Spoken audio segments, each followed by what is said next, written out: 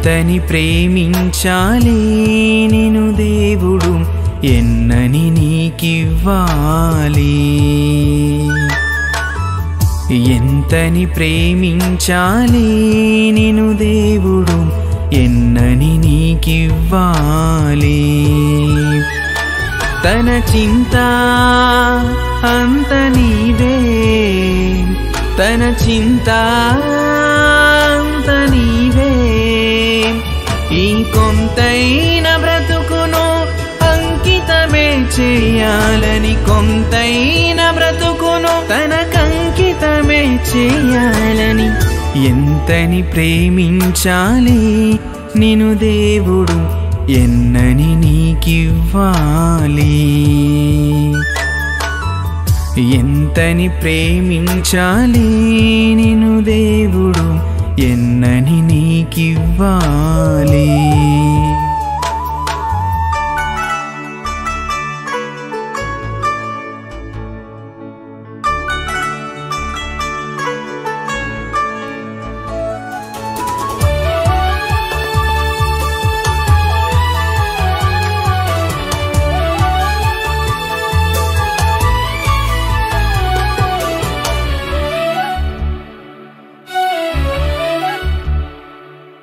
వీచే గాలి నీ కోసమే కురిసే నీరు నీ కోసమే పండే భూమి నీ కోసమే ప్రకాశించే సూర్యుడు నీ కోసమే ఆకాశ నక్షత్రములు పక్షులు ఫలములు జీవరాశులన్నీ నీ కోసమే నీవు దేవుని కోసమే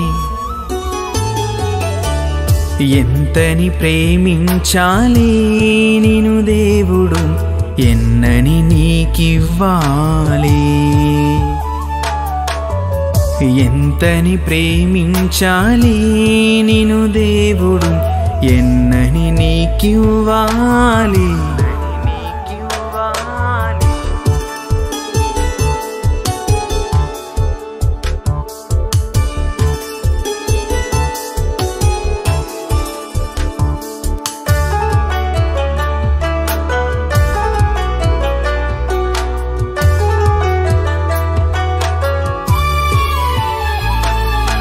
తండ్రి రక్షణ నీ కోసమే తల్లి ప్రేమ నీ కోసమే భార్య బంధము నీ కోసమే భర్త బాధ్యత నీ కోసమే అన్న తమ్ముళ్ళు అక్క చెల్లెలు అందరూ నీ కోసమే నీవు దేవుని కోసమే ఎంతని ప్రేమించాలి నిన్ను దేవుడు ఎన్నని నీకివ్వాలి ఎంతని ప్రేమించాలి నిన్ను దేవుడు ఎన్నని నీకివ్వాలి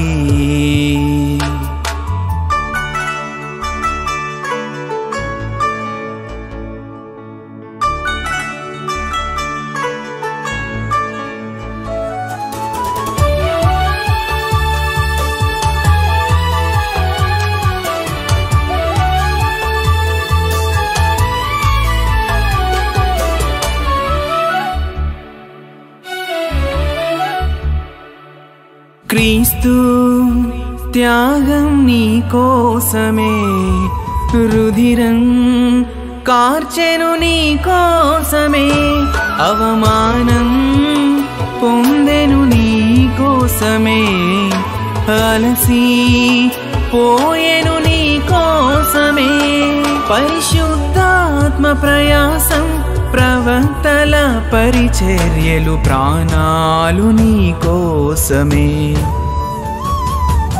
నీవు దేవుని కోసమే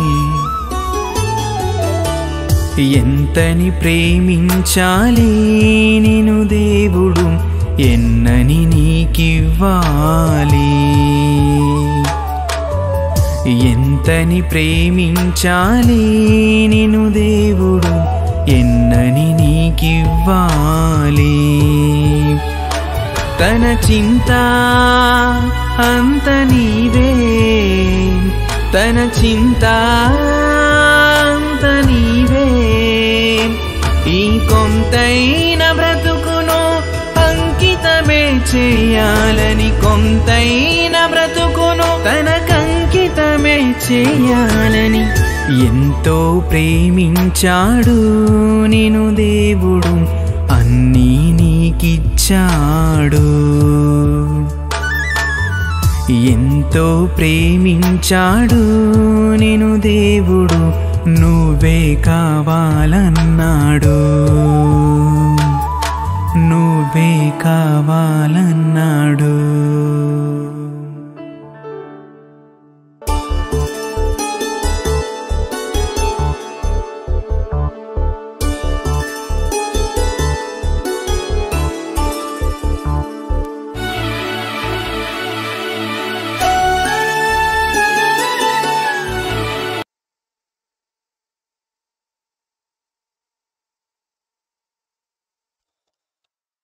మంచిది. చేరి వచ్చినటువంటి మీ అందరికీ మన ప్రభువు మన రక్షకుడైన క్రీస్తునామంలో వందనాలు తెలియజేస్తున్నాను. ప్రార్థన చేసుకుందాం. ప్రార్థన చేసుకున్న తర్వాత ఈరోజు నేర్చుకోబోయే పాఠాన్ని మనమందరము కలిసి ధ్యానం చేద్దాము, ఆలోచన చేద్దాము. ప్రార్థించుకుందాం. తలలు వంచండి.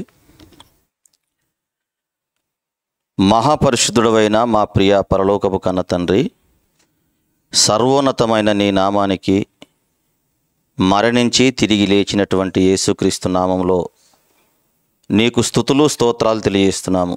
దేవా, గడిచిన కాలమంతా నీ సజీవమైనటువంటి రెక్కల కింద మమ్మల్ని కాచి కాపాడి దేవదూతల సంరక్షణ వలయంలో మమ్మల్ని భద్రపరిచి ఈ రీతిగా నాయన కూడుకొని నీ మాటలను ఆలోచన చేయుటకు, నీ వాక్కులను ధ్యానించడానికి మీరిచ్చినటువంటి కృపకై స్తోత్రాలు తెలియజేస్తున్నాము. నీ మాటలలో జీవమున్నది, నీ మాటలలో సత్యం ఉన్నది. నీ వాక్కులే మేము మరణించిన జీవింపజేసేటివి తండ్రి. అలాంటి జీవము కలిగినటువంటి మాటలను, సత్యము కలిగినటువంటి మాటలను, బలమైనటువంటి నీ పలుకులను మేము ఆలోచన చేయబోతుండగా మాకు కావలసినటువంటి బుద్ధిని, జ్ఞానాన్ని, వివేచనను అనుగ్రహించుమని మొరపెడుతున్నాము తండ్రి. చెప్పబడుతున్నటువంటి వాక్కులు లేదా బైబిల్ గ్రంథంలో ఉన్నటువంటి సత్యాలు అలాగా ఉన్నవో లేవో అని సరిచూసుకునేటువంటి మంచి ఆలోచన బెరయ పట్టణస్థులకు ఉన్నటువంటి జ్ఞానాన్ని వింటున్నటువంటి నీ బిడ్డలందరికీ యూట్యూబ్ ఛానల్ ద్వారా తిలకిస్తున్నటువంటి భక్తులందరికీ అనుగ్రహించమని కోరుకుంటున్నాము. బ్రతికిన కాలమంతయు నీ కొరకు బ్రతికి మరణించి నీ చెంతకు చేరాలన్న నీ సంకల్పాన్ని మేము నెరవేర్చే పనిలో ఉంటుండగా మాకు కావలసినటువంటి జ్ఞానాన్ని, విశ్వాసమును, నమ్మకమును, భక్తిని అనుగ్రహించమని వేడుకుంటూ క్రీస్తు పేరట ఈ ప్రార్థనా మనవులు నీకు సమర్పించి అడిగి వేడుకుంటున్నాము కన్న తండ్రి. ఆమెన్. ప్రభునందు దేవుని వాళ్ళారా, మరొక్కసారి చేరి వచ్చినటువంటి మీ అందరికీ క్రీస్తు పేరట శుభములు, వందనాలు తెలియజేస్తున్నాను. ఈరోజు ప్రపంచ క్రైస్తవులు తెలుసుకోవలసినటువంటి అతి ప్రాముఖ్యమైనటువంటి విషయాన్ని చెప్పాలని మీ ముందుకు నేను రావడం జరిగింది. ఎన్నో సందేహాలు, ఎన్నో ప్రశ్నలు. ఆ ప్రశ్నలకు సమాధానము దేవుడు ఏమి చెబుతుండో మనం విందాము. మనకున్నటువంటి సందేహాలకు దేవుడు బైబిల్ గ్రంథం ద్వారా ఏం మాట్లాడబోతున్నాడో ఒకసారి మనము ఆలోచన చేద్దాము. ఇంతకీ దీని గురించి అని మనం ఆలోచిస్తే, క్రైస్తవులలో కొంతమంది దేవుడు సృజించినటువంటి కొన్ని ఆహార వస్తువులను తిని మానివేయవలనని అనుకుంటున్నారు. అలాగే మరికొంతమంది క్రైస్తవులు దేవుడు సృజించిన ఆహారపు వస్తువులన్నీ పవిత్రములే కదా, తింటే తప్పేంటి అని ప్రశ్నించేవారు కూడా లేకపోలేదు. ఈ రెండు వర్గాలకు సంబంధించిన వారు క్రీస్తును అంగీకరించి దాదాపుగా 2000 సంవత్సరాలు గడుస్తున్నప్పటికీ అనేకమైనటువంటి క్రైస్తవులలో ఇదొక ప్రశ్నగా మిగిలిపోయింది అని చెప్పక తప్పదు. ఒక వర్గానికి సంబంధించిన వాళ్ళు దేవుడు కొన్నింటినే తినమని చెబుతున్నాడు, ఆ తినమన్నటువంటివి అవి మాత్రమే తినాలని మాట్లాడేవాళ్ళు కొందరైతే, దేవుడు సృజించిన ఆహార వస్తువులు అన్నీ పవిత్రములే, ప్రార్థన చేసుకుని పుచ్చుకున్న ఎడల ఏది నిషేధింపదగినది కాదు అని మాట్లాడుతున్నారు. అయితే ఇంతకు వాళ్ళు అనుకుంటున్నటువంటి ఆలోచనలు నిజమైనవా, లేదా ఈ వర్గానికి సంబంధించినటువంటి వాళ్ళు అనుకుంటున్నవి నిజమైనవా? బైబిల్ ఏం చెబుతుంది, దేవుడు ఏం మాట్లాడుతున్నాడు అని మనం ఆలోచించినట్లయితే, ఇజ్రాయేలులకు దేవుడు ధర్మశాస్త్రాన్ని ఇస్తూ, ఇజ్రాయేలు అనగానే మనకు గుర్తుకు రావాల్సింది ఏంటంటే యూదులు అని, హెబ్రీలు అని, లేదా పరిసయ్యులు అని, వీళ్ళందరినీ కూడా ఇజ్రాయేలీయులని, యాకోబు సంతానాన్ని దేవుడు ఇజ్రాయేలీయులుగా పిలుచుకున్నాడు, ఏర్పరచుకున్నాడు. ఆ ఇజ్రాయేలులకు మాత్రము ధర్మశాస్త్రాన్ని దేవుడు వ్రాయించి ఇవ్వడం జరిగింది. ఆ ధర్మశాస్త్రంలో 10 ఆజ్ఞలు కూడా ఇవ్వడం జరిగింది. నిన్ను వలె నీ పొరుగు అని ప్రేమించు, వ్యభిచరించకూడదు, దొంగిలించకూడదు, తల్లిదండ్రులను సన్మానించుము, నీ పొరుగు అనేది ఏది ఆశించకము, నరహత్య చేయకూడదు, దొంగిలించకూడదు, ఇలాంటి 10 ఆజ్ఞలు ఇస్తూ వారు తినేటువంటి ఆహార విషయంలో కూడా దేవుడు మాట్లాడుతున్నటువంటి ఒక మంచి సందర్భాన్ని మనం చూసుకున్నట్లయితే,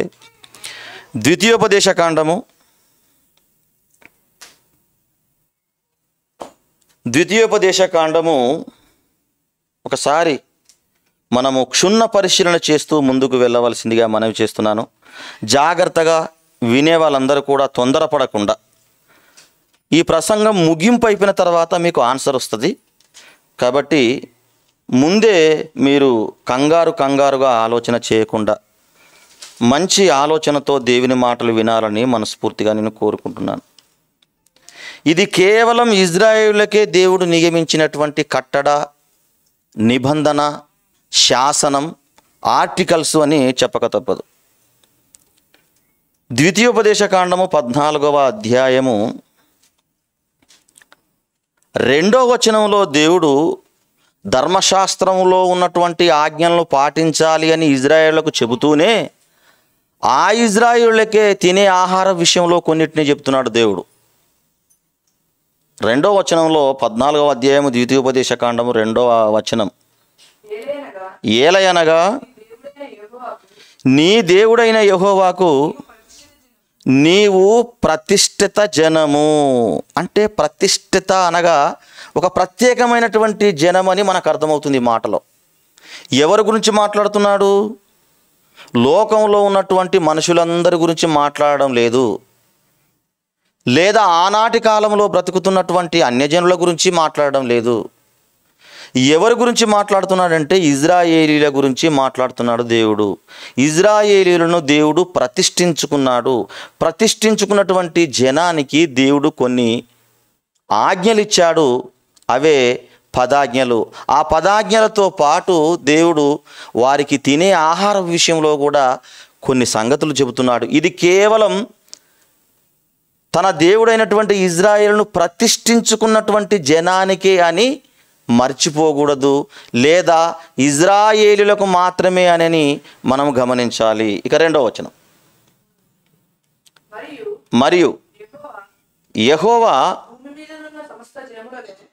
భూమి మీద ఉన్నటువంటి సమస్త జనములలో విశేషముగా తనకు స్వకీయ జనమగునట్లు నిన్ను ఏర్పరచుకున్నాను. భూమి మీద ఉన్నటువంటి సమస్త జనులలో ఓ ఇజ్రాయేలీలు ప్రత్యేకముగా నా జనముగా నిన్ను నియమించుకున్నాను. నా జనముగా మిమ్మల్ని ప్రతిష్ఠించుకున్నాను. నా జనముగా మిమ్మల్ని నేను ఎన్నుకున్నాను. కాబట్టి సమస్త జనులలో అనగా భూలోకములో ఉన్నటువంటి సమస్త జనులలో మీరే నా స్వజనులుగా నిన్ను స్వీకరించి ఉన్నాను కాబట్టి ఇదిగో మీరు ఆజ్ఞలతో పాటు వీటిని తినకూడదు అని చెబుతున్నాడు. 3వ వచనం. నీవు హేయమైనదేదియు తినకూడదు, మీరు తినదగిన జంతువులు ఏవనగా, అంటే మీరు హేయమైనటువంటి జంతువులను హేయమైనటువంటి పక్షులను ఏవి తినకూడదు, మీరు తినేది ఏంటంటే చెబుతున్నాడు. ఇవి తినేటివి ఎద్దు, గొర్రెపిల్ల, మేకపిల్ల, దుప్పి, ఎర్ర చిన్న జింక, దుప్పి, కారు మేక, కారు జింక, లేడి, కొండ గొర్రె అనునవే, ఇలాంటివి మీరు తినాలి అని చెప్పి మళ్ళీ క్రింద మాట్లాడుతున్నాడు. జంతువులలో 2 డెక్కలు గలదై నెమరవేయు జంతువుని మీరు తినవచ్చు. జంతువుల విషయానికి వచ్చేస్తే మీరు ఎలా ఉండాలంటే 2 డెక్కలు కలిగి, ఒక కాలుకు 2 డెక్కలు ఉంటాయి కదా, 2 డెక్కలు కలిగి నెమరి వేసే ఏ జంతువునైనా మీరు తినవచ్చు. తర్వాత ఒకే డెక్క ఉండి నెమరి వేసే జంతువులు మళ్ళీ తినకూడదు. ఒకటే డెక్క ఉంటుంది కదా, ఉదాహరణకి కుందేలు ఉంటుంది, కుందేలకు ఒకటే డెక్క ఉంటుంది, అంతే కదా, కుందేలకు ఒకటే డెక్క ఉంటుంది, అది నెమర వేస్తుంది, అలాంటిది మీరు తినకూడదు. కింద మాట్లాడతాడు. నెమరవేయు వాటిలో కానీ 2 డెక్కల వాటిలోనిదే కానీ నెమరు వేసి ఒంటి డెక్క గల ఒంటె కూడా నెమర వేస్తుంది, దానికి ఒంటికాలే ఉంటుంది, దాన్ని మీరు తినకూడదు. కుందేలుకు ఒకటే డెక్క ఉంటుంది, నెమర వేస్తే దాన్ని మీరు తినకూడదు. పొట్టి కుందేలు కూడా మీరు తినకూడదు, వాటిని మీరు తినకూడదు, అవి మీకు హేయములు, ఇజ్రాయేలు ఇవి ఎట్టి పరిస్థితుల్లో మీరు తినకూడదు అని క్రింద మాట్లాడుతూ, పంది కూడా 2 డెక్కలు ఉంటాయి కానీ అది నెమర వేయదు, దాన్ని మీరు తినకూడదు. 2 డెక్కలు ఉండి పంది నెమర వేయదు, దాన్ని మీరు అస్సలు తినకూడదు, అది మీకు హేయము. ఇంకా వాటి మాంసం తినకూడదు, వాటి కళేబరములు మీరు ముట్టకూడదు. ఇక క్రిందికి వచ్చేసరికి మాట్లాడతాడు. నీట నివసించు వాటన్నిటిలోనూ మీరు వేటిని తినవచ్చుననగా రెక్కలు పొలుసులు గల వాటన్నిటిని మీరు, అంటే శరీరానికి పొలుసులు ఉన్నటువంటి వాటన్నిటిని మీరు తినొచ్చు, మళ్ళీ పొలుసు లేనిది మీరు తినకూడదు.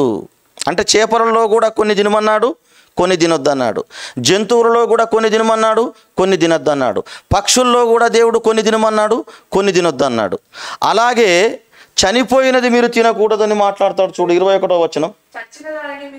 చచ్చిన దానిని మీరు తినకూడదు, నీ ఇంటనున్న పరదేశికి నీ దాని ఇవ్వవచ్చును, వాడు దాన్ని తినవచ్చును కానీ మీరు లేదా మీ ఇంట్లో చనిపోయిన దాన్ని వేరే అన్యునికి అమ్ముకొని డబ్బులు తీసుకొని మీ యొక్క పనికి ఉపయోగించుకోవచ్చు, కానీ చచ్చిపోయిన దాన్ని మీరు ఎట్టి పరిస్థితుల్లో తినకూడదు అని చెబుతున్నాడు.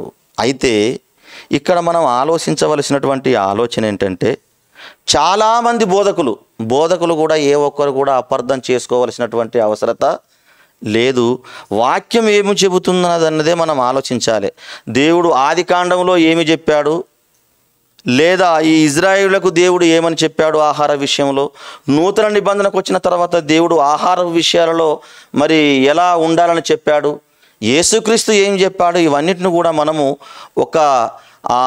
ఆ వచనాలన్నిటిని ఒక చోటకు చేర్చి విడదీసి వివరించి ఆలోచన చేసి ఫైనల్ నిర్ధారణ చేసుకోవలసినటువంటి అవసరత ఒక క్రైస్తవుని పైన ఉన్నదని దేవుడు చెబుతున్నాడు. వాక్యము కొంత అచ్చట కొంత ఇచ్చట వచ్చు, ఒకే చోట వాక్యం ఉండదని దేవుడు సెలవిస్తున్నాడు.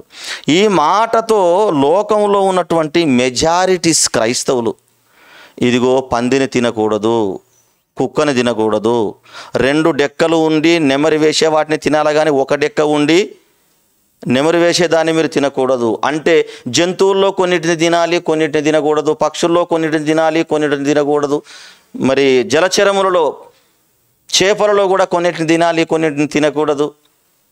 వీటన్నిటినీ బైబిల్ గ్రంథంలో రాసిండు కాబట్టి ఇది పంది మనం తినకూడదు, పొట్టి కుందేలు మనం తినకూడదు, కాకికి సంబంధించిన వాటిని మనం తినకూడదు, ఇలా ఆంక్షలు పెట్టి వాళ్ళని నేను విమర్శించడం లేదు, కానీ బైబిల్లో ఉన్నటువంటి పూర్తి పరిశీలన లేదని మనం ఆలోచన చేయవలసినటువంటి అవసరత ఎంతైనా ఉన్నది. అయితే దేవుని బిడ్డలారా, మనము ముఖ్యంగా గమనించాల్సింది ఏంటంటే, ఇది ఇజ్రాయేలీలకు దేవుడు విధించినటువంటి కట్టడ. ఇజ్రాయేలుకు దేవుడు మరొక మాట పెట్టాడు, సున్నతి చేసుకోవాలని చెప్పాడు. ప్రతి ఒక్క పురుషుడు 7 రోజుల్లోపు సున్నతి చేసుకోవాలని చెప్పాడు. మరి క్రైస్తవులైన వాళ్ళందరూ కూడా సున్నతి చేసుకుంటున్నారా? ఈనాటి కాలంలో ఉన్నటువంటి క్రైస్తవులు చేసుకోవడం లేదు. అది తినకూడదని చెబుతున్నావు, ధర్మశాస్త్రంలో వ్రాయబడినవి తినకూడదని చెబుతున్నావు.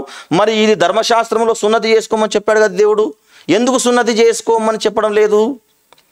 అది ఎలాగైతే ఆలోచించావో ఈ మాటలను కూడా అలాగనే ఆలోచన చేయవలసినటువంటి అవసరత ఉన్నది. దేవుడు ఇజ్రాయేలుని లోకంలో పాడైపోయినటువంటి జనాలలో, లోకంలో మూర్ఖులైనటువంటి జనాలలో భక్తి శ్రద్ధలతో బ్రతికే అబ్రహామును చూశాడు. అబ్రహాము నుండి వచ్చినటువంటి ఇస్సాకును చూశాడు. ఇస్సాకు నుండి వచ్చినటువంటి యాకోబును చూశాడు.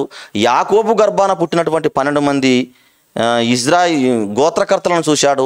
ఆ గోత్రకర్తలకు పుట్టి వచ్చినటువంటి ప్రతి వారిని ఇజ్రాయేలుగా, దేవుని కొరకు బ్రతుకుతున్నటువంటి జనాంగంగా గుర్తించి వారిని ఆయన ప్రత్యేక జనంగా ఏర్పాటు చేసుకున్నాడు. కేవలం ఈ మాటలు ఇజ్రాయేలులకు మాత్రమే వర్తిస్తాయి, కానీ నేడు క్రీస్తును అంగీకరించినటువంటి క్రైస్తవులకు వర్తించవు అని చెప్పక తప్పదు. ఎలా అని మనం ఆలోచిస్తే మనం ముందుకెళ్ళాలి. మీకు అర్థం కావడానికి ఇంత ముందుకు మనం చదువుకున్నాము. ఎక్కడ అంటే 2వ వచనంలో, మీరు నాకు ప్రతిష్ఠిత జనము అన్నాడు. నేను ఏర్పరచుకున్నటువంటి స్వజనులు, నేను కోరుకున్నటువంటి జనులు, మిమ్మల్ని ప్రత్యేకంగా ఏర్పాటు చేసుకున్నానని చెప్పాడు దేవుడు. అయితే క్రైస్తవులుగా దేవుడు కొన్నిటిని తిని కొన్నిటిని తినమని ఎక్కడ కూడా చెప్పలేదు. ఈ యొక్క క్రమాన్ని, ఈ యొక్క పద్ధతిని, ఈ యొక్క ఆదేశాన్ని ఇజ్రాయేలు ఎక్కడి వరకు పాటించారు అని మనం ఆలోచిస్తే, అపోస్తలుడైనటువంటి పౌలు రంగప్రవేశం చేసి వాక్యాన్ని దేశ ప్రపంచ నలుమూలలా విస్తరించేంత వరకు ఆ ఆనవాయితీ, ఆ పద్ధతి, ఆ క్రమము ఇజ్రాయేలుకు మాత్రమే కొనసాగిస్తూ వచ్చారు. ఎప్పుడైతే యేసుక్రీస్తు కాలంలో, యేసుక్రీస్తు వచ్చిన తర్వాత దానిని రూపుమాపాలనుకున్నాడు యేసు. ఆనాటి క్రైస్తవులు ఎలాగ మారిపోయారని మనం ఆలోచన చేస్తే, తినే విషయంలో, ఆహారపు అలవాట్ల విషయంలో, దేవుడు సృజించినటువంటి ఆహార వస్తువుల విషయంలో క్రమంగా ఉన్నారు, కానీ వాళ్ళ బ్రతుకులు మాత్రం బాగులేవు. దొంగతనం చేసేవాడు ఏమంటున్నాడు ఇక్కడ? బాగా వినాలి. దొంగతనం చేసిన వాడు ఏమంటున్నాడంటే, ఇదిగో అపవిత్రమైనటువంటి ఆహార పదార్థాలు తినొద్దంటున్నాడు, దొంగతనం చేస్తున్నాడు. దొంగతనం అనేది అపవిత్రమా? దేవుడు సృజించినటువంటి ఆహారాలు ఇజ్రాయేలుకు ఇవి ఇచ్చాడు కదా, అవి తింటే అపవిత్రమా? నరహత్య చేసిన వాడు ఏం చేస్తున్నాడంటే, ఇజ్రాయేలులో ఒకడు నరహత్య చేసిన వాడు వచ్చేసి, ఇదిగో పంది మాంసం తినకూడదు అంటున్నాడు. పంది మాంసం తింటే అపవిత్రుడైతాడా? నరహత్య చేస్తే అపవిత్రుడైతాడా? ఒకడు వ్యభిచారం చేసిన వాడు వచ్చేస్తున్నాడు. వాడు వచ్చిన ఏమంటున్నాడంటే, పక్షుల్లో కాకిని మీరు తినకూడదు అంటున్నాడు. ఇప్పుడు కాకిని తినడము అపవిత్రమా? నరహత్య చేసి వచ్చిన వాడు నరహత్య చేయడం అపవిత్రమా? అంటే లోకంలో ఉన్నటువంటి పాపాలన్నీ చేస్తున్నారు ఇజ్రాయేలు, తినే విషయంలో మాత్రం జాగ్రత్తగా ఉన్నారు.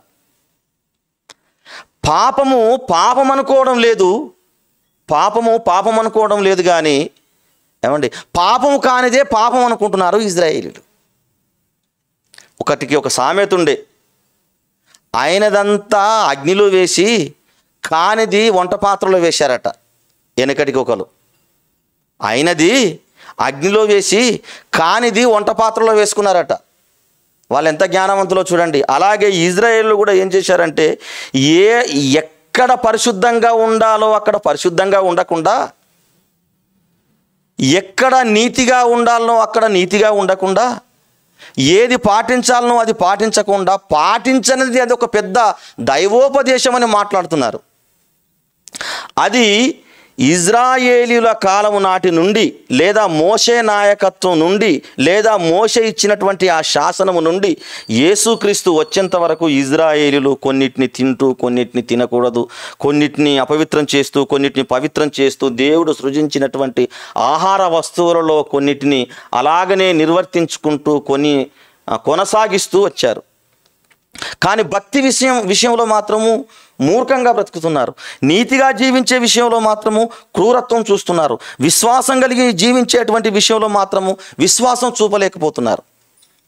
అందుకు యేసుక్రీస్తు వచ్చి దాన్ని ఎలా మాట్లాడుతున్నాడో మనం చూసినట్లయితే దేవుని బిడ్డలారా, మత్తయి గారు రాసిన సువార్త చాలా చక్కగా మనం ఆలోచన చేయవలసినటువంటి అవసరత ఇక్కడ నుండి మనం ఆలోచన చేయాల్సిందిగా మనవి చేస్తున్నాను. 15వ అధ్యాయము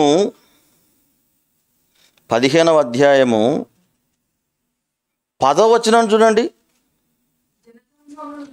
యేసుక్రీస్తు జనసమూహములను పిలిచి, మీరు విని గ్రహించుడి.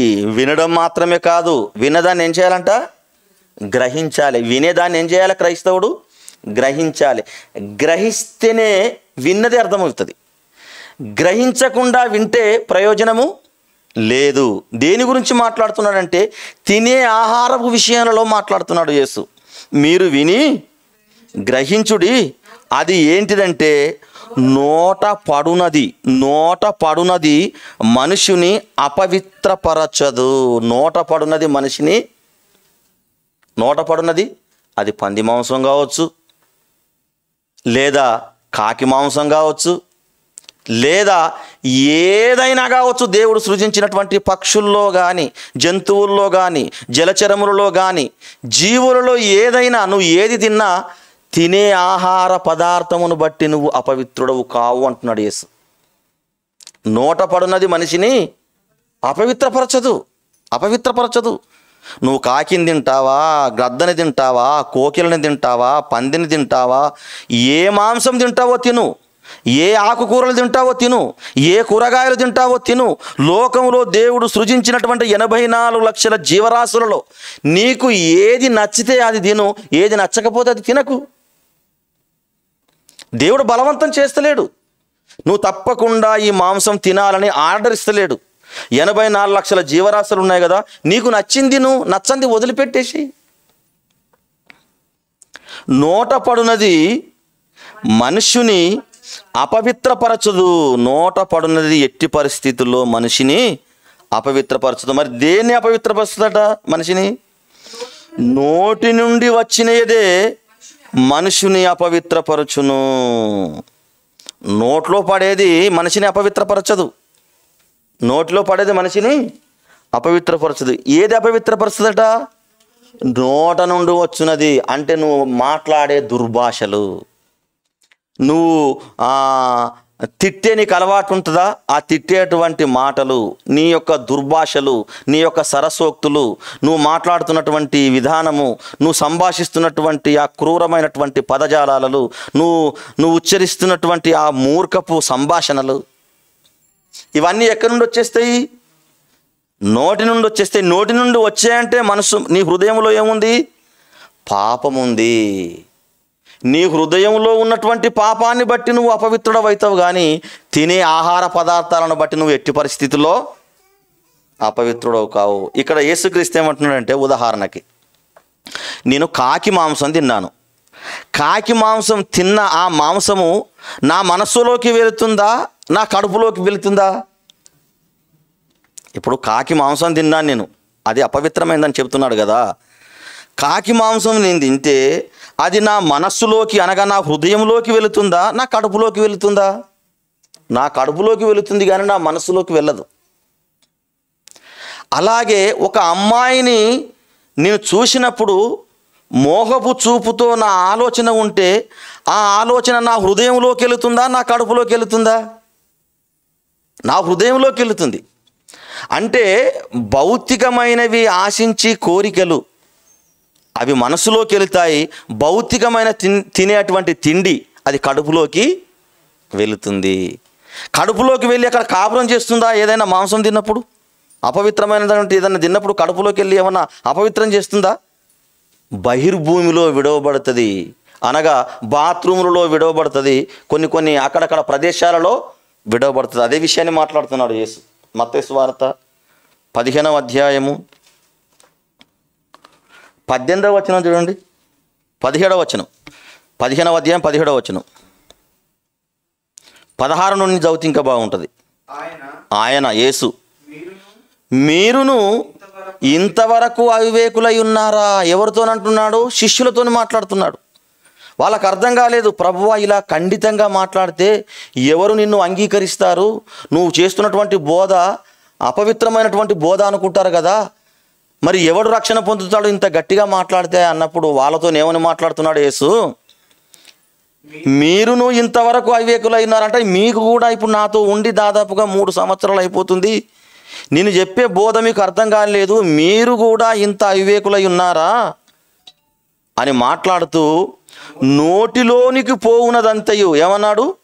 నోటిలోనికి పోవునదంతయు, నువ్వు ఏది తింటావో ఆహార పదార్థాలు, నోటిలోనికి పోవునదంతయు కడుపులో పడి బహిర్భూమిలో విడవబడును. నోటితోని వెళ్ళేటువంటి పక్షి మాంసమైన, జంతు మాంసమైన, మృగ మాంసమైన, చేప మాంసమైన, ఆకుకూరలైన, కూరగాయలైన, దేవుడు సృజించినటువంటి ఏ ఆహారపు వస్తువులైనా నోటిలో నుండి వెళ్ళిపోయి కడుపులోకి వెళ్తాయంట. కడుపులో నుండి బయటకి ఎట్లా వెళ్ళిపోతాయట? బహిర్భూమిలో. అది బాత్రూములు కావచ్చు, లేదా ఖాళీ స్థలాలు కావచ్చు, ఇంకా ఏదన్నా కావచ్చు. నోటిలో నుండి వెళ్ళేది ఏదైనా కడుపులోనికి వెళ్ళి బహిర్భూమిలో విడవబడును. నోట నుండి బయటికి వచ్చినది హృదయములో నుండి వచ్చును, ఇవే మనుషుని అపవిత్రపరచును.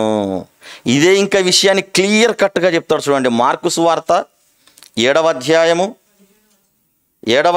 15వ వచనం చూడండి ఒకసారి. 18వ వచనం. ఆయన వారితో ఇట్లనను, మీరును, అదే శిష్యులతో మాట్లాడినటువంటి సందర్భం, మీరును ఇంత అవివేకులై ఉన్నారా? వెలుపలి నుండి మనుష్యుని లోపలికి పోవునదేదియు వానిని అపవిత్రము చేయజాలదని మీరు గ్రహింపకున్నారా? వెలుపల నుండి మనిషి లోపలికి పోయేది ఏది మనిషిని అపవిత్రపరచదు. అది ఏ కూరన్న కావచ్చు, ఏ మాంసం అన్న కావచ్చు. బయట నుండి లోపలికి వెళ్ళేది మనిషిని అపవిత్రపరచదు. మరి ఏది అపవిత్రపరుస్తుందని చెప్తున్నాడు? 19వ వచనం. ఏది? తిన్నటువంటి ఆహార పదార్థాలు వాని హృదయంలో ప్రవేశింపక కడుపులోనే ప్రవేశింపి బహిర్భూమిలో విడవబడును. ఇట్లు అది భోజన పదార్థములన్నిటినీ పవిత్రపరచును. ఏది? ఎప్పుడైతే బహిర్భూమిలో విడవబడుతుందో, లేదా బాత్రూములలో విడబడుతుందో తిన్నది, అలా వెళ్ళిపోయిన తర్వాత అదేమైపోతుందట? పరిశుద్ధపరచబడుతుందంట. అంటే తినే ఆహార పదార్థాలను బట్టి మనిషి అపవిత్రుడు కాడంట. తినే ఆహార పదార్థాలను బట్టి మనుషుడు పాపి కాడంట. తినే అపవిత్రాలను బట్టి, ఆహార వస్తువులను బట్టి దేవుడు మనల్ని పరలోకానికి రాకుండా అడ్డుకోడట. అయితే దేన్ని బట్టి మనిషి పాపి అయిపోతాడు అని మాట్లాడుతున్నాడంటే, మనుష్యుని లోపల నుండి బయలు వెళ్ళునదే మనిషిని అపవిత్రపరచును. ఏంటవి? లోపల నుండి, హృదయములో నుండి, అనగా మనుషుల హృదయములో నుండి దురాలోచనలు, జారత్వము, దొంగతనము, నరహత్య, వ్యభిచారము, లోభములు, చెడుతనములు, కృత్రిమములు, కామవికారములు, మత్సరములు, దేవదూషణయు, అహంభావమును, అవివేకమును వచ్చును. ఈ చెడ్డవన్నీయు మనుషుని హృదయములో నుండి బయలు వెళ్ళి మనిషిని ఇవ్వయ్యా నిన్ను పాపములోకి నెట్టేవి. తినే ఆహార పదార్థాలను బట్టి పాపిగా నువ్వు మారిపోవు. నీ హృదయంలో ఒక అమ్మాయిని మోహపు చూపు చూస్తావా? అది నీ మనసులో నుండి వస్తుంది. ఒకరిని చంపాలనుకుంటావా? అది నీ హృదయంలో నుండి వచ్చేస్తుంది. నువ్వు ఏది నువ్వు దైవ దూషణ చేస్తున్నావా? అది నీ హృదయంలో నుంచి వస్తుంది.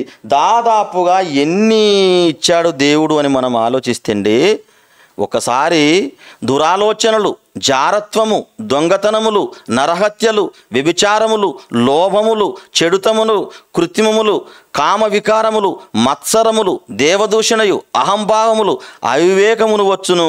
ఇవన్నీ మనుషుల హృదయములో నుండి బయటికి వచ్చి మనిషిని అపవిత్రం చేస్తాయి. కానీ తినే ఆహార పదార్థాలను బట్టి దేవుడు ఎట్టి పరిస్థితుల్లో మనల్ని పాపిగా మలచడు, ద్రోహునిగా చిత్రీకరించడు, పరలోకానికి వెళ్లకుండా నిన్ను అడ్డుకోడు. నువ్వు తినే ఆహార పదార్థాలను బట్టి నీ హృదయంలో నుండి వచ్చే ఆ దుర్మార్గపు ఆలోచనలు బట్టి నీకు శిక్షిస్తాడు. లోకంలో ఉన్నటువంటి కొంతమంది క్రైస్తవులు, చాలామంది క్రైస్తవులు మంచి వాళ్ళు ఉన్నారండి. దేవుని కోసం ప్రాణం పెట్టేవారు ఉన్నారు, దేవుని కోసం జీవించే వాళ్ళు ఉన్నారు, దేవుని కోసం త్యాగం చేసేవాళ్ళు ఉన్నారు, దేవుని కోసం సమస్తమును పెంటగా ఎంచుకొని దేవుని కార్యక్రమాలు చేసే ఉన్న వాళ్ళు ఉన్నారు. దేవుని కోసమే జీవితం అని పరితపించిపోయి కొద్ది మందినైనా దేవుని వైపు మళ్లించాలని రాత్రనక పగలనక కష్టపడే క్రైస్తవులు ఎంతోమంది ఉన్నారు. వాళ్ళందరికీ నా వందనాలు. కానీ కొంతమంది క్రైస్తవులు ఎలా ఉన్నారంటే తినే విషయంలో జాగ్రత్తలు చూసుకుంటున్నా ప్రవర్తించే విషయంలో పాపులుగా ఉన్నారు. వాళ్ళు పరలోకానికి వెళ్తారా? ఒకసారి ఆలోచించండి. నరహత్య చేసిన నీవు కాకిని తింటే, కాకిని తినకుండా ఉంటే నువ్వు పరలోకానికి వెళ్తావా? దొంగతనం చేసినటువంటి నీవు పంది మాంసం తినకుండా ఉన్నట్లయితే నువ్వు పరలోకానికి వెళ్తావా? నువ్వు పవిత్రునిగా ఉండి యథార్థపరునిగా ఉండి ఎలా జీవించినా, అనగా భక్తిగా ఉండి ఎలాంటి స్థితిలో నువ్వు ఉన్నా, నువ్వు తినే ఆహార పదార్థాలను బట్టి దేవుడు నిన్ను పరలోకానికి వెళ్లకుండా అడ్డుకోడు. నీ పవిత్ర వ్యక్తిత్వమును చూసి, నీ యొక్క కార్యక్రమాలను చూసి, నీ భక్తి జీవితాన్ని చూసి దేవుడు నీకు పరలోకం ఇస్తాడే తప్ప ఏదో తినే ఆహార విషయంలో ఎట్టి పరిస్థితుల్లో దేవుడు నిన్ను పరలోకానికి వెళ్లకుండా, లేకుంటే నరకానికి వెళ్లకుండా చేయడు. దేవుని బిడ్డలారా, మీరు ఆలోచించండి. ఇంకొక విషయం మీకు చెప్తానండి. ఇదే ఆనవాయితీని యేసుక్రీస్తు వెళ్ళిపోయిన తర్వాత కూడా శిష్యులు పవిత్రమైనటువంటి జంతువులను మాత్రమే తినాలి, పవిత్రమైనటువంటి పక్షులను మాత్రమే తినాలి, పవిత్రమైనటువంటి జీవరాశులను తినాలి, పవిత్రమైనటువంటి చేపలనే తినాలి అని ఎప్పుడైతే ధర్మశాస్త్రంలో మోషే రాసినటువంటి గ్రంథంలో వాటిని ఇంకా అనుసరిస్తూనే ఉన్నారు. యేసు చెప్పి మరణించి వెళ్ళిపోయిన శిష్యులు మాత్రము తినే ఆహార విషయంలో అలాగనే పాటిస్తూ వస్తున్నారు. ఇలాంటి సందర్భంలో యేసుక్రీస్తు మరణించాడు, వెళ్ళిపోయాడు. పేతురు ఒక దగ్గరికి వెళ్ళి వాక్యాన్ని ప్రకటిస్తుండగా ఆయన ఒక మేడ గది మీద పడుకున్నప్పుడు ఆకాశము నుండి 4 చెంగులు ఉన్నటువంటి ఒక విచిత్రమైన పాత్ర, ఆ పాత్రలో సమస్తమైనటువంటి జీవరాశులు, జంతువులు అన్నీ ఉన్నాయట. అలాంటి ఒక గొప్ప పాత్ర ఆకాశం నుండి భూమికి రావడం ఎవరు చూశారట? పేతురు చూశారట. అపోస్తల కార్యములు ఒక్కసారి మనం చూసుకున్నట్లయితే అపోస్తల కార్యములు 10వ అధ్యాయము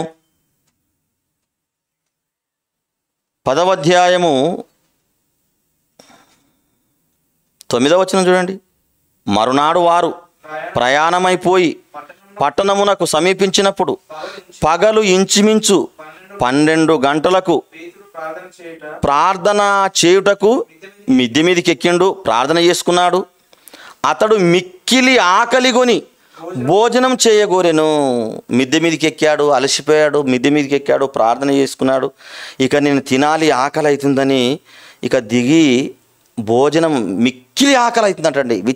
గొప్పగా అంటే ఆకలికి కొన్ని హద్దులు ఉంటవి. ఆకలి అవ్వడం వేరు, బాగా ఆకలి అవుతుందని అనడం వేరు. మిక్కిలి అంటే 3 రకాల ఆకలులు ఉంటాయి మనిషికి. అంటే సాధారణంగా తినేటువంటి ఆకలి, ఆ సమయానికి దొరకకపోతే దానికంటే తీవ్ర స్థాయిలో ఆకలి, దాన్ని మించితే అతి తీవ్ర స్థాయిలో ఉండేటువంటి ఆకలి. అలాంటి స్థితిలో ఎవరున్నారు? పేతురున్నాడు.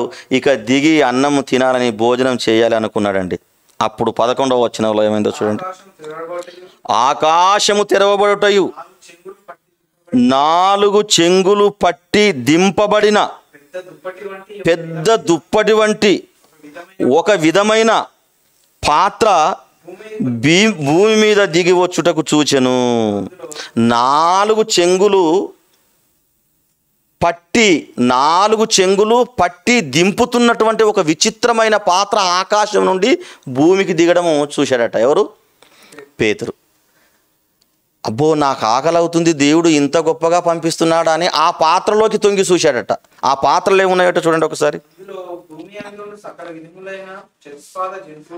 అందులో ఆ పాత్రలో ఏమున్నాయంట? భూమి అందంతటా ఉన్న నానా విధములైనటువంటి సకల విధములైనటువంటి చతుస్పాద జంతువులు. అంటే చెతు అనగా 4, 1 2 3 4 అంటారు కదా. 4 కాళ్ళతో ఉన్నటువంటి చతుస్పాద జంతువులను, ప్రాకు పురుగులను, ఆకాశ పక్షులను ఉండెను. అన్ని రకాలుగా 84 లక్షల జీవరాశులు ఉన్నాయట. 4 చెంగులు పట్టి దింపబడినటువంటి ఒక విచిత్రమైన పాత్రలో సమస్త జంతువులు ఉన్నాయంట. పురుగులు ఉన్నవంట, పక్షులు ఉన్నవంట. ఒక్కసారి అందులో చూడగానే భూమి మీద ఉన్నటువంటి సమస్త జీవరాశులు అందులోనే కనపడ్డవి. అందులో పక్షులు ఉన్నవి, అందులో జంతువులు ఉన్నవి, అందులో చేపలు ఉన్నవి, అందులో అన్ని రకాలుగా ఉన్నవి. అప్పుడు దేవుడు ఏమని మాట్లాడుతున్నాడు చూడండి. అప్పుడు పేతురు, నీవు లేచి నీకు ఆకలి అవుతుందిగా, అందులో నీకు నచ్చింది చంపుకొని తినమని చెప్పిండు. ఒక శబ్దము అతనికి వినబడెను. అయితే పేతురు, వద్దు ప్రభువా, నిషిద్ధమైనది అపవిత్రమైనది ఏదైనాను నేను ఎన్నడూ తినలేదు ప్రభువా, పుట్టినది మొదలుకొని ఇప్పటి వరకు నిషిద్ధమైనది అపవిత్రమైనది నేను ఎప్పుడు తినలేదు ప్రభువా అంటున్నాడు.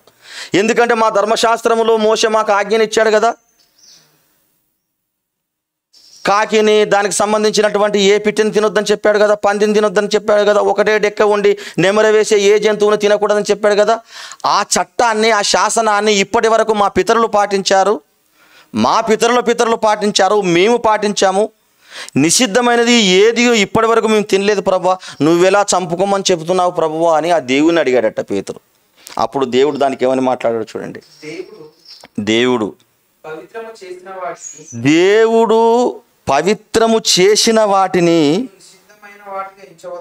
నీవు నిషిద్ధమైన వాటిగా ఎంచవద్దని మరలా 2వ మారు ఆకాశం నుండి వినిపించెను.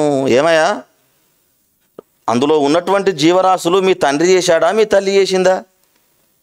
అందులో ఉన్నటువంటి ఆ చతుస్పాద జంతువులు, ఆ పక్షులు, ఆ జంతువులు లేదా ఆ జలచరములు ఏమైనా దెయ్యం చేసింది అనుకుంటున్నారా? భూమి మీద బ్రతికే సర్వజీవిని నేనే చేశాను కదా, భూమి మీద బ్రతికే సమస్తమును నేనే చేశాను కదా. పక్షుల్లో రకాలు నేనే చేశాను, జంతువుల్లో రకాలు నేనే చేశాను, చేపల్లో రకాలు నేనే చేశాను, ప్రతి పండును నేనే చేశాను, ప్రతి కాయను నేనే చేశాను. పవిత్రం చేసి మీరు అనుభవించాలని నేను చేస్తే మీరు నిషిద్ధంగా ఎంచుతున్నారా? అదే మన పాఠం. దేవుడు పవిత్రము చేసిన వాటిని నరులు నిషిద్ధము చేయుచున్నారా? ఆనాటి కాలంలోనే 2000 సంవత్సరాల క్రితము పేతురు ఇజ్రాయేలుడు గనుక దాన్ని అనుకరిస్తూ వస్తున్నటువంటి పరిస్థితుల్లో దేవుడు మాట్లాడుతున్నాడు. అందులో నీకు నచ్చినవి తిను, నీకు నచ్చకపోతే వదిలిపెట్టేసేయి. అయ్యో నేను నిషిద్ధమైనది ఏది తినలేదు ప్రభు అన్నప్పుడు దేవుడు పవిత్రపరిచిన వాటిని మనుషులు నిషిద్ధం చేస్తున్నారు. అవి అన్నీ పవిత్రం వలనే అవి నేను కలగజేశాను. ఆనాటి కాలంలో ఇజ్రాయేలుకి ఎందుకు చెప్పానంటే, లోకంలో ఉన్నటువంటి సమస్త జనులు మూర్ఖులై, దోషులై, పాపులై, భ్రష్టులై మారిపోయి నన్ను స్మరించకుండా, నా గురించి ఆలోచన చేయకుండా, నా క్రియలను వాళ్ళు గణపరచకుండా బ్రతుకుతున్నటువంటి పరిస్థితుల్లో అబ్రహాము, ఇస్సాకు, యాకోబులు నన్ను అంగీకరించి నిజమైన దేవుడును నేనే అని గ్రహించి నన్ను స్మరిస్తూ ప్రకృతిని చేసినందుకు వాళ్ళు కృతజ్ఞత స్తుతులు చెల్లించి బ్రతికారు. కాబట్టి ఇలాంటి దుర్మార్గులలో నుండి సజ్జనులు, విశ్వాసులు, యథార్థపరులు అబ్రహాము సంతతి వారు గనక వారికి కొన్ని ఆనవాయితులు, కొన్ని పద్ధతులు, కొన్ని క్రమాలు పెట్టాను. కానీ ఆది నుండి నా సంకల్పం అలాంటిది, ప్రారంభం నుండి నా ఆలోచన అది కాదు. కొన్ని తినాలి, కొన్ని తినాలని నేను ఎక్కడ కూడా అనుకోలేదు. ప్రత్యేకమైనటువంటి జనం, ప్రతిష్టమైనటువంటి జనం పాపులలో నుండి ప్రత్యేకంగా నా గురించి ఆలోచన చేశారు కాబట్టి వారికి కొన్ని నియమ నిబంధనలు పెట్టాను. అవన్నీ చెరిపేస్తున్నాను. నా ఆలోచన, నా సంకల్పం, నా ఉద్దేశం, ప్రారంభం ఎలాంటిదో తెలుసా? మీరు అన్నిటినీ అనుభవించాలి. ఎక్కడ? ఆదికాండం 1వ అధ్యాయం. ప్రారంభంలో కూడా దేవుని బిడ్డలారా, దేవుని సంకల్పము కొన్ని తినాలని చేయలేదు, కొన్ని తినకూడదని చేయలేదు, అన్నీ తినాలని దేవుడు చేసిండు ప్రారంభంలోనే. ఆదికాండము 1వ అధ్యాయము 30వ వచనం చూడండి. ఆదికాండం 1వ అధ్యాయం 30వ వచనం. భూమి మీద నుండు జంతువులన్నిటికీ, ఆకాశ పక్షులన్నిటికీ, భూమి మీద ప్రాకు సమస్త జీవులకును, పచ్చని చెట్లన్నీయు మీకు ఆహారమగునని పలికెను, ఆ ప్రకారమాయను. ఈ యొక్క మాటను కనుక మనం చూసుకున్నట్లయితే, భూమి మీద నుండి జంతువులన్నీయు, ఆకాశ పక్షులన్నీయు, భూమి మీద ప్రాకు సమస్త జీవులన్నీయు, చెట్లన్నీయు మీకు ఆహారమగునని చెప్పాడు. అప్పుడు 84 లక్షల జీవరాశులు వెళ్ళి విరిచాయి. అప్పుడు పక్షులు, జంతువులు ఎన్నో రావడం జరిగింది. వాటన్నిటినీ కలగజేసిన తర్వాత దేవుడు ఇవన్నీ మీకు ఆహారమగును, ఇవన్నీ మీకు అంటే ఆది కాలంలో దేవుడు ఆయన యొక్క సంకల్పం, ఆయన యొక్క కోరిక, ఆయన యొక్క ఆలోచన అన్నిటినీ ఎందుకు చేశాడంటే, దేవుడు మనుషులకు నచ్చింది తింటారు, అన్నీ అనుభవించని. పందికి నచ్చినవాడు పందిని తింటాడు, నక్కని నచ్చినవాడు నక్కని తింటాడు, కపిరుగాని నచ్చినవాడు కపిరుగాని తింటాడు, కుందేలు నచ్చినవాడు కుందేలు అంటాడు. ఎవరికి నచ్చింది వాళ్ళు తింటారు. అన్నీ అనుభవించాలని, అన్నీ తినాలనే ఆది కాండంలో దేవుడు అన్నిటినీ చేశాడు. ఇంకొక విషయం ఇక్కడ మనం ఆలోచించవలసిన ఆలోచన ఉంది. అదేంటంటే, పందిని సాతాను చేశాడా? దేవుడు చేశాడా?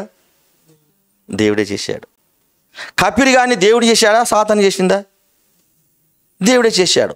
ఈ లోకంలో జీవించే జీవరాశులలో ఏ ఒక్కటి కూడా సాతాను చేయలేదు. సామెతల గ్రంథం 8వ అధ్యాయంలో అంటాడు కదా, దేవుడు శిల్పియు నిర్మాణకుడై ఉన్నాడు, నేను నేర్పరి అయినటువంటి శిల్పాకారుని వలె పనిచేస్తున్నానని యేసుక్రీస్తు గురించి ఈ డిజైన్, ఈ రంగుల ప్రపంచాన్ని, ఈ యొక్క ఆహారపు ప్రకృతి ఒడిలో మనిషిని పరుండబెట్టి అన్నిటిని అనుభవించడానికి దేవుడు ఈ ప్రకృతిని చేశాడు తప్ప ఆయన కొన్నిటిని తిని కొన్నిటిని తినకూడదన్న ఉద్దేశంతో దేవుడు. ఇక్కడ మీకు ఒక మంచి ఎగ్జాంపుల్ చెప్తాను, బాగా గమనించాలి. ఊరికి వెళ్ళినటువంటి తల్లిదండ్రులు ఇంట్లో ఉన్నటువంటి పిల్లల కోసం కొన్ని అరటిపండ్లు తెస్తారు, కొన్ని బత్తాయిలు తెస్తారు, కొన్ని పనసలు తెస్తారు, నానా రకాల పళ్ళు తీసుకొచ్చిస్తారు. వాటన్నిటినీ అందరు పిల్లలు తిన్నారు. ఆ పిల్లలలో కొంతమందికి అరటిపండ్లు నస్తాయి, ఆ పిల్లల్లో కొంతమందికి బత్తాయి నస్తాయి, ఆ పిల్లల్లో కొంతమందికి సపోటా నస్తాయి. అంటే అన్ని తినాలన్న ఉద్దేశంతో తల్లిదండ్రులు తీసుకొచ్చారు, కానీ కొన్ని తినాలి కొన్ని తినకూడదన్న ఉద్దేశంతో తల్లిదండ్రులు పళ్ళు తీసుకొని రారు. అలాగే దేవాది దేవుడు కూడా ఆనాటి కాలంలో అన్నిటినీ అనుభవించాలి, అన్నిటినీ తినాలి, తింటూ నన్ను స్మరించాలి, కృతజ్ఞతాస్తుతులు నాకు చెల్లించాలి, భక్తి కలిగి ఈ లోకంలో జీవించాలి, ప్రపంచాన్ని అనుభవించాలన్న ఉద్దేశంతో దేవుడు మనిషిని కలగజేశాడు. ఇక ధర్మశాస్త్రంలో ఉన్నటువంటి మాటలను అనుసరించి వచ్చినటువంటి అపోస్తులుడైనటువంటి పేతురు దేవుడు చెప్పిన మాట ఏంటంటే, నువ్వు అన్నిటినీ చంపుకొని తిను, దేవుడు పవిత్రము చేసిన వాటిని నువ్వు నిషిద్ధముగా చేయకూడదు. అక్కడ యేసుక్రీస్తు దాన్ని మార్చేశాడండి. అంటే ఇప్పుడు ఇజ్రాయేలులకు కూడా కొన్ని తినాలి కొన్ని తినకూడదని చెప్పలేదు, అన్నిటినీ తినొచ్చు అని చెప్పాడు. నేటి ప్రపంచంలో ఉన్నటువంటి క్రైస్తవులలో కొంతమంది బైబిల్పై అవగాహన లేక, లేదా పెద్దల పారంపర్య ఆచారాన్ని కొనసాగిస్తూ, లేదా స్వతహాగా బైబిల్ పరిశీలన వాళ్ళకు లేక కొన్ని తిని కొన్ని తినకూడదని మాట్లాడుతున్నారు. దయచేసి ఈ మాటలు అపార్థం చేసుకోకూడదు, అర్థం చేసుకోవాలని, బైబిల్ని క్షుణ్ణ పరిశీలన చేయాలని మనస్ఫూర్తిగా మిమ్మల్ని నేను కోరుకుంటున్నాను. అయితే పూర్ణమైనది వచ్చినప్పుడు పూర్ణం కానిది నిరర్ధకమగును అని చెప్పినట్టుగా దేవుడు వాక్యం ఎప్పుడైతే పరిపూర్ణమైందో, యేసుక్రీస్తు ఈ లోకానికి వచ్చిన తర్వాత, సత్యాన్ని బోధించిన తర్వాత, దాన్ని అనుసరిస్తూ వచ్చిన తర్వాత అపోస్తలులు రంగప్రవేశం చేసి వాస్తవమైనటువంటి పద్ధతులను అనేక మందికి పరిచయం చేసి వాళ్ళు మరణించి పరదేశికి వెళ్ళారు. ఆనాటి నుండి ఈ నేటి వరకు ధర్మశాస్త్రంలో ఉన్నటువంటి ఆ పద్ధతులనే చూపిస్తున్నారు, కానీ క్రొత్త నిబంధనలో ఉన్నటువంటి కొన్ని మాటలు చూపించలేకపోతున్నారు. ఇప్పుడు పౌలు ఏం చెప్తున్నాడో చూడండి. తిమోతికి రాసినటువంటి మొదటి పత్రిక, జాగ్రత్తగా ఈ యొక్క మాటను ప్రతి ఒక్క క్రైస్తవుడు, లేదా కొన్నిటిని తినాలి కొన్నిటిని తినకూడదు అని నమ్ముతున్నటువంటి ప్రతి ఒక్క భక్తుడు వినాల్సిన మాట, చూడాల్సినటువంటి మాట. తిమోతికి రాసినటువంటి మొదటి పత్రిక 4వ అధ్యాయము 1వ వచనం నుండి 5వ వచనం వరకు.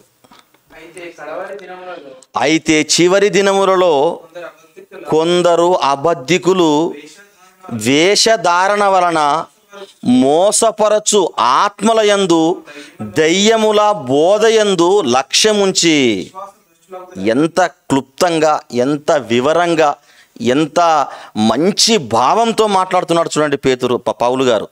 అయితే కడవరి దినములలో కొందరు అబద్ధికులట. ఎందులో అబద్ధికులు? వేషధారులంట. మోసపరిచే ఆత్మల యందు దయ్యముల బోధయందు లక్ష్యముంచి విశ్వాస భ్రష్టులగుదురని ఆత్మ తేటగా చెప్పుచున్నాడు. ఆ అబద్ధికులు ఏమని మాట్లాడతారట? వాత వేయబడినటువంటి మనస్సాక్షి గల వారై వివాహమును నిషేధించుచు సత్య విషయమై అనుభవ జ్ఞానము గల విశ్వాసులు కృతజ్ఞతాస్తుతులు చెల్లించి పుచ్చుకొను నిమిత్తము దేవుడు సృజించిన ఆహార వస్తువులను కొన్నిటిని తినుట మానివేయవలనని చెప్పుచుందురు. వీరందరూ కూడా అబద్ధికులు, వీరందరూ వేషధారులు, ఆత్మలయందు దెయ్యం పట్టిన వాళ్ళు, వాక్యాన్ని గ్రహించని వారని మాట్లాడుతున్నాడు. ఎందుకు అంటే ఆ అబద్ధికులు వాత వేయబడ్డ మనస్సాక్షి గలవారయుండి దేవుడు సృజించినటువంటి ఆహార వస్తువులలో కొన్నిటిని తినుట మానివేయవలనని చెప్పుచుందురు. వారు అబద్ధికులు, వారికి వాక్య పరిశీలన లేదు అని మాట్లాడుతున్నాడు. మరలా చదవాలే మాట. ఆ అబద్ధికులు వాత వేయబడిన మనస్సాక్షి గలవారై వివాహమును నిషేధించుచు. 2 నుండి ఆ అబద్ధికులు వాత వేయబడిన మనస్సాక్షి గల వారై వివాహమును నిషేధించుచు సత్య విషయమైన అనుభవ జ్ఞానము గల విశ్వాసులు కృతజ్ఞతాస్తుతులు చెల్లించి పుంచుకుని నిమిత్తము దేవుడు సృజించిన ఆహార వస్తువులను, ఇది అండర్లైన్ చేసుకోవాలి, దేవుడు సృజించిన ఆహార వస్తువులను కొన్నిటిని తినుట మానివేయవలనని చెప్పుచుందురు. కొందరు అబద్ధికులు, వేషధారణ కలిగిన వాళ్ళు, వాక్యందు పరిశీలన లేని వారు, వారందరూ కూడా అబద్ధికులు. వాళ్ళు ఎలాంటి వారంటే దేవుడు సృజించినటువంటి ఆహార వస్తువులలో కొన్నిటిని తిని వేయడం మంచిది అని చెబుతారట. కానీ అది చాలా తప్పు.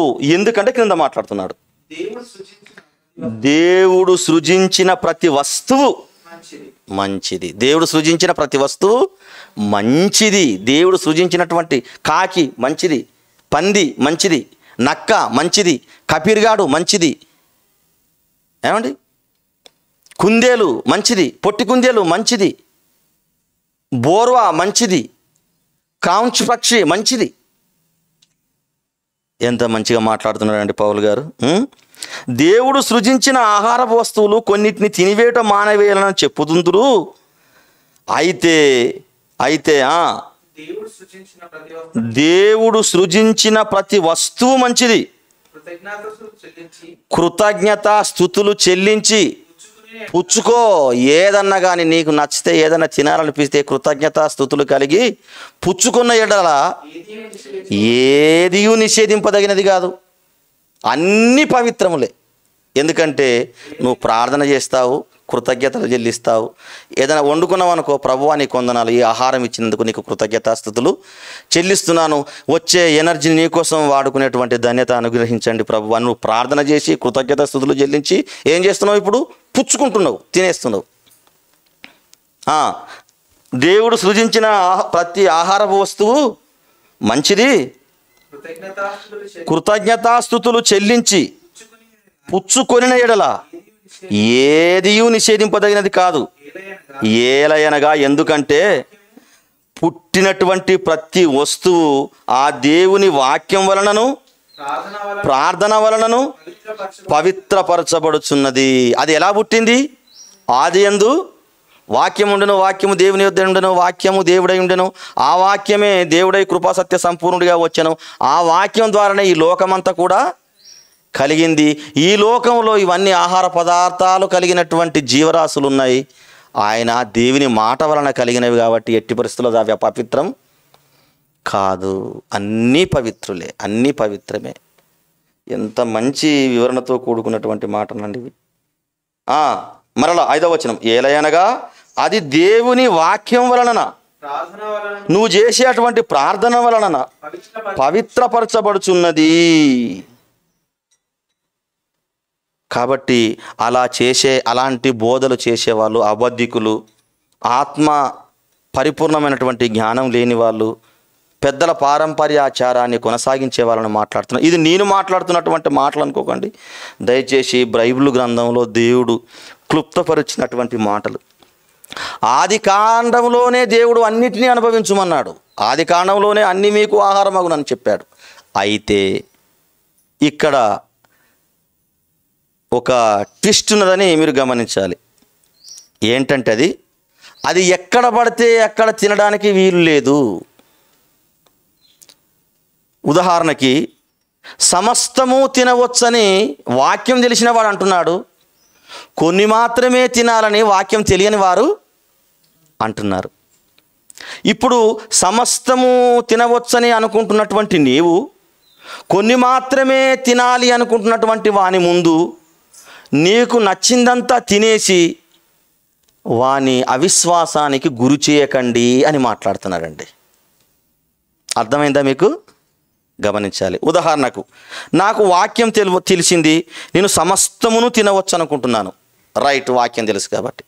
కొందరు ఉంటారు కొన్నిటినే తింటే బాగుంటుందని ఆ విశ్వాసంతో వాళ్ళు బ్రతుకుతున్నారు. ఇప్పుడు అన్నీ తినవచ్చు అని వాక్యం తెలిసిన వాడు ఒక చోటు ఉన్నాడు, కొన్ని మాత్రమే తిని కొన్నిటిని తినకూడదన్నవాడు కూడా. ఇద్దరు క్రైస్తవులే ఎక్కడ ఉన్నారు. అయితే కొన్ని తినకూడదన్నటువంటి ఆ విశ్వాసి ఎక్కడున్నాడు కదా, ఆ తినకూడని ఆహార వస్తువే నీ ముందొచ్చింది. అక్కడ కొన్ని తినకూడదు అన్నటువంటి ఆ క్రైస్తవుడు నిన్ను గమనిస్తూ ఉన్నాడు. అప్పుడు నువ్వు అన్నీ సమస్తం తినవచ్చు కదా అని తినకూడదు అనుకుంటున్నటువంటి ఆ విశ్వాసి ముందు అన్నీ తినొచ్చు అనుకున్నటువంటి నీవు తింటే ఆ విశ్వాసి మనోభావాలు దెబ్బతింటాయి. కాబట్టి ఎట్టి పరిస్థితుల్లో అక్కడ నువ్వు తినకూడదని మాట్లాడుతున్నాడండి దేవుడు. ఎంత మంచి వివరణ అండి. క్రైస్తవులో కూడా కొంతమంది ఎలా ఉన్నారంటే అన్నీ తినవచ్చునని అనేక మంది క్రైస్తవుల ముందు కొన్ని తినాలి కొన్ని తినకూడదు అనుకుంటున్నటువంటి క్రైస్తవుల ముందు ఏది తిన్నా పర్వాలేదని అన్నీ తినేసి కనబడినవన్నీ ఏమండి విశ్వాసంతో బ్రతుకుతున్నటువంటి ఆ క్రైస్తవుడు అవిశ్వాసానికి గురి చేస్తున్నారు. అలా భోజనాన్ని బట్టి ఆ విశ్వాసం నువ్వు పోగొట్టుకోకని చెప్తున్నాడు దేవుడు. రోమిలకు రాసిన పత్రిక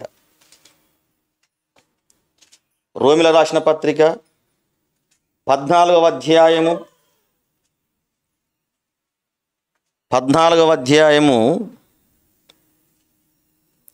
14వ వచనం చూడండి.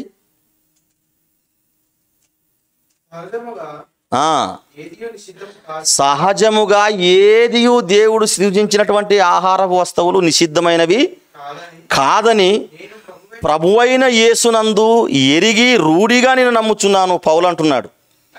సహజముగా దేవుడు సృజించినటువంటి ఏ ఆహార వస్తువులు నిషిద్ధమైనది కాదు. అది దేని బట్టి నేను తెలుసుకున్నానంటే నా యేసు నాకు చెప్పినటువంటి బోధన బట్టి నేను తెలుసుకున్నాను. అయితే దయచేసి గమనించండి విశ్వాసులారా అని మాట్లాడుతున్నాడు. అయితే ఏదైనా నిషిద్ధమని ఎంచుకొని వానికి అది నిషిద్ధమే. ఇది నేను తినకూడదు దేవుడిది చెప్పిననే వాడు భయపడుతున్నాడా, ఆంక్షలు కలుగున్నాడా, అది వానికి నిషిద్ధమే. నువ్వు సిద్ధమే, నువ్వు తింటావు, కానీ వానికి నిషిద్ధమైంది అది. అంటే పరిపూర్ణమైనటువంటి జ్ఞానం కలిగిన వాడు ఒకడున్నాడు, పరిపూర్ణం జ్ఞానము లేనటువంటి వాడు ఒకడున్నాడు, అన్నీ తిన్నా పర్వాలేదనుకున్నవాడు ఒకడున్నాడు, కొన్ని మాత్రమే తినొచ్చు అనే విశ్వాసం ఒకడున్నాడు, కొన్ని మాత్రమే తినవచ్చు అనే విశ్వాసి ముందు తినకూడదని చెప్పినటువంటి ధర్మశాస్త్రంలో ఉన్నటువంటి వాటిని నువ్వు తింటే వాడు అవిశ్వాసానికి గురవుతాడు. అలాంటప్పుడు అది తిని ఆయన అవిశ్వాసానికి ఎందుకు గురి చేస్తున్నారండి? ప్లీజ్ ఆడ తినకుండానే ఉండండి అని మాట్లాడుతున్నాడు. చూడండి, నీ సహోదరుడు నీ భోజన మూలముగా దుఃఖించిన ఎడల నీకికను ప్రేమ కలిగి నడుచుకొని వాడవు కాదు. నిజంగా నీకు సహోదరుని ప్రేమించాలే, ఆయన రక్షించుకోవాలని నీకున్నదా? నీకు సర్వం తెలుసా? అయితే ఆయనని కాపాడుకోవాలంటే అక్కడ నువ్వు భోజనం చేయకపోవడమే, అలాంటి నిషిద్ధమైనది ఆయన అనుకుంటుండే కదా, ఆయన అనుకున్నది నువ్వు తినకపోవడమే మంచిది. నీకు భోజనం కావాలన్నా, నీకు సహోదరుడు కావాలన్నా? రెండు చెప్తున్నాడు ఆప్షన్లు దేవుడు. నీకు భోజనం కావాలన్నా, నీకు సహోదరుడు కావాలన్నా? అంటే భక్తి అయినటువంటి ఒక విశ్వాసి కోరుకునేది ఏంటంటే, ఒక సహోదరుడు కోరుకునేదంటే భోజనం కాదు నాకు కావాల్సింది, నాకు నా సహోదరుడు కావాలి, నాతో పాటు పరలోకానికి రావాలి. ఆయనని పరిపూర్ణంగా చేసి ఆయనతో పాటు నువ్వు కూడా తిను, తప్పేముంది?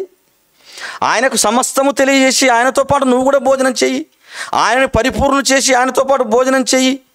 అలా తెలియజెప్పకుండా నువ్వు తింటుంటే ఆయన అవిశ్వాసానికి గురవుతాడు కదా అని మాట్లాడుతున్నాడండి.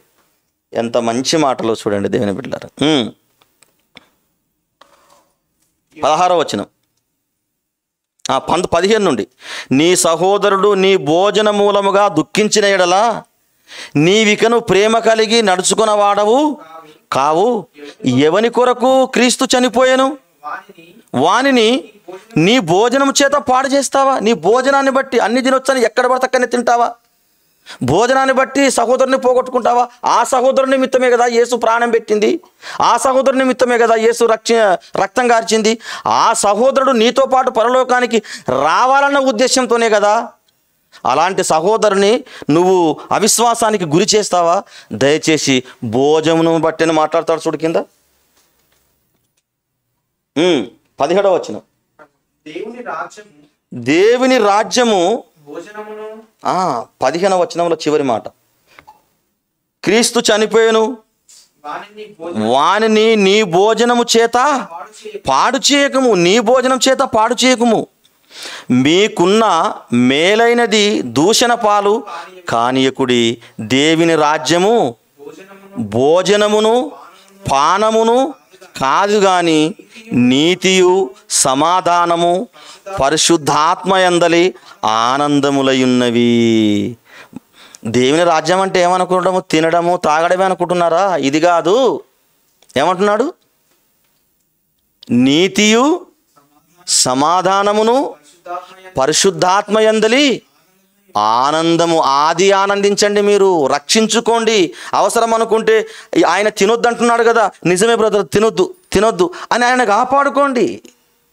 ఆయన నీతో కూడా పరలోకానికి వెళ్ళే విధంగా ప్రయత్నించండి. భోజనాన్ని బట్టి నువ్వు నీ సహోదరుని ఎడల నడుచుకున్నది ఏంది అని పౌలేమని మాట్లాడతారంటే, 1 కొరింథీయులకు రాసిన పత్రిక 8వ అధ్యాయంలో, నా సహోదరుని నిమిత్తం నేను మాంసాన్నే మానివేశాను అంటాడండి. ఎంత గొప్ప తీర్మానం చూడండి. 1 కొరింథీయులకు రాసిన పత్రిక 8వ అధ్యాయము చివరిగా చూసుకొని మనం ముగించుకుందాం. 1 కొరింథీయులకు రాసిన పత్రిక 8వ అధ్యాయము. కాబట్టి భోజన పదార్థముల వలన నా సహోదరునికి అభ్యంతరము కలిగిన ఎడల, నా సహోదరునికి అభ్యంతరము కలగజేయుటకై నేనెన్నటికి నీ మాంసం తినను. నేను మాంసం తినని వాడు ఆయనతో ఉన్నాడట. పౌలుతో ఎవరున్నారట? మాంసమే తినని వాడు ఉన్నాడట. నాకు మాంసం కావాలని ఈయన ఆశపడితే అక్కడ ఆయన అవిశ్వాసానికి ఎక్కడ గురవుతాడేమోనని ఆయన నిమిత్తము నేను మాంసాన్ని ఎప్పటికీ తినకుండా మానివేశాను. కాబట్టి ప్రభునందు క్రైస్తవులారా, దేవుని బిడ్డలారా, పరలోకానికి వెళ్ళాలనే ఆశతో ఈ లోకంలో నిరీక్షణ కలిగి జీవిస్తున్నటువంటి విశ్వాసులారా, దయచేసి చెప్పబడుతున్నటువంటి మాటలను అపార్థం చేసుకోకుండా అర్థం చేసుకొని బైబిల్ గ్రంథంలో ఉన్నటువంటి మాటలను అనుసరిస్తూ అన్వయించుకొని, ఎక్కడ పరిపూర్ణమైనటువంటి జ్ఞానం తెలిసిన వాళ్ళు ఆహార పదార్థాల దగ్గర ఎలా ప్రవర్తించాలో కూడా నేర్పించాడు. ఇక వాక్యం తెలియని వాళ్ళు కూడా ఇలాంటి మాటలు విని సత్యాన్ని నేర్చుకొని వాస్తవంగా జీవించి ఆహారం కోసం పానీయాల కోసం మనం బ్రతకడం లేదని, మరణించినా క్రీస్తే బ్రతికినా క్రీస్తే అన్నట్టుగా మరణించి ఆ దేవుని చింతకు చేరాలని మనస్ఫూర్తిగా కోరుకుంటూ నా యొక్క ప్రసంగాన్ని ముగిస్తున్నాను. అందరికీ ధన్యవాదాలు. Thank you very much. ప్రార్థించుకుందాం. పరిశుద్ధుడా, ప్రేమగల తండ్రి, మీరు పవిత్రము చేసినటువంటి వాటిని మనుషులు నిషిద్ధం చేస్తున్నారు నాయన, తెలియక. పోని తెలిసిన వారేమైనా తెలియని వారికి సత్యాన్ని ప్రకటించి దైవత్వంలోకి రప్పించే విధంగా ఉన్నారా అని మేము ప్రశ్నించుకుంటే, అది కూడా నాయన మాకు జ్ఞానం ఎక్కువగా తెలుసని విర్రవీగుతూ కొన్నిటిని తినకూడదు అనుకుంటున్నటువంటి విశ్వాసుల మనోభావాలను దెబ్బతీస్తున్నారు తండ్రి. నిజంగా పరిపూర్ణమైనటువంటి జ్ఞానం తెలిసిన వాళ్ళు ఎక్కడ ఎలా ప్రవర్తించాలో నేర్చుకొని తండ్రి నిన్ను మహిమపరిచే విధంగా ఉంటారు. అలాంటి భక్తి భావన ప్రజల మధ్య కనపరుస్తూ వ్యక్తిగత జీవితంలో నిన్ను మహిమపరిచే పిల్లలుగా మేము ఉంటుటకు కృప చూపమని కోరుకుంటూ, ఘనత మహిమా ప్రభావాలు చెల్లిస్తూ విన్న నీ బిడ్డలందరూ కూడా అర్థం చేసుకొని సంపూర్ణమైనటువంటి సత్యంలోకి వెళ్ళుటకు సహాయము చేయమని వేడుకుంటూ, మాకిచ్చినటువంటి ఆయుష్ని సంపూర్ణంగా నీ కొరకు కేటాయించి జీవితకాలమంతయు నిన్ను మహిమపరుస్తూ, ఏ తరుణంలో ఉన్నా ఏ స్థానంలో ఉన్నా మేము ఎక్కడ ఉన్నా నిన్ను గణపరిచి మరణించి నీ చింతకు చేరే ధన్యత మా అందరికీ మేము అనుగ్రహించమని అర్జిస్తూ, క్రీస్తు పేరట ఈ ప్రార్థన మనవులు నీకు సమర్పించి అడిగి వేడుకుంటున్నాము కన్న తండ్రి. ఆమేన్. తండ్రి అయిన దేవుని ప్రేమయు ప్రభు అయిన యేసుక్రీస్తు వారి కృపయు పరిశుద్ధాత్ముని అన్యోన్య సహవాసము సమాధానం చేరి వచ్చిన మనందరికీ సకల పరిశుద్ధులందరికీ తోడయుండి నడిపించునుగాక. ఆమేన్. అందరికీ వందనాలు. Thank you very much. God bless you.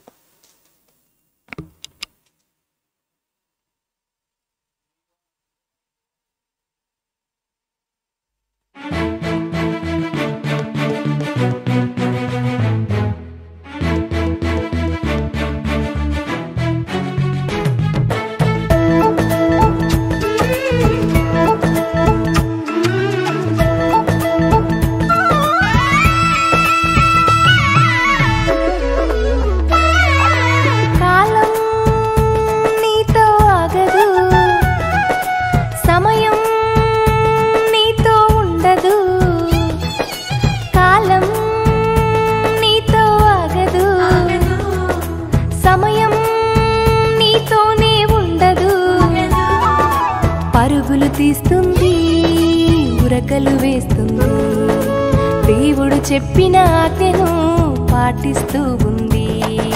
సోమరి ఎందాక ఊరుకుందో, కాలమే పరుగులు తీయగా ఉరకలు వేయగా, కాలం నీతో ఆగదు, సమయం నీతోనే ఉండదు.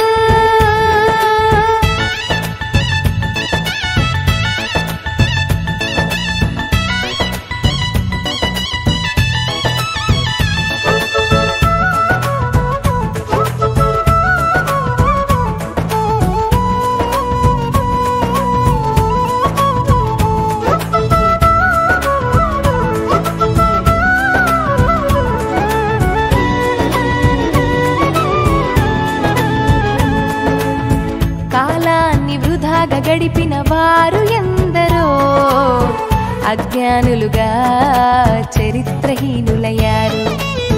దినములను దేవునికివ్వని వారు ఎందరో సంఘంలో నుండి తుడిచివేయబడ్డారు.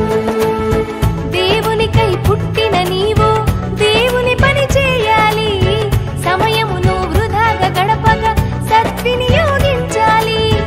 అంధకార క్రియలను విడిచి క్రీస్తుని ధరించాలి, పైనున్న వాటిని వెతికి పరలోకం చేరాలి. కాలము నెరిగి నిద్ర మేలుకొని